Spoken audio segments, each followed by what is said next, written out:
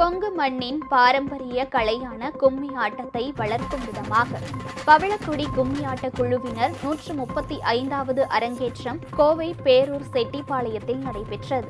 முன்னதாக விநாயகர் கோவிலில் இருந்து முளைப்பாரி எடுத்து வந்து பெண்கள் மகா காளியம்மனை வழிபட்டனர்.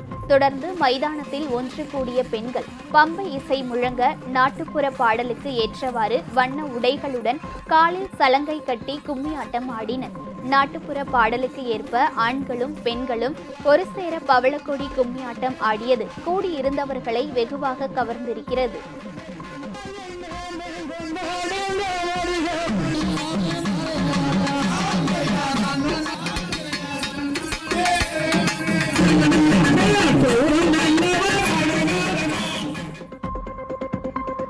உங்கள் ராஜ் நியூஸ் தொலைக்காட்சியில் திங்கள் முதல் வெள்ளி வரை தினந்தோறும் பிற்பகல் 2 மணிக்கு உங்கள் பகுதியில் உள்ள குறைகளை நேரலையில் தெரிவிக்கும் புகார் பெட்டி நிகழ்ச்சி. பங்கு பெறுங்கள், பயனடையுங்கள், காணத் தவறாதீர்கள்.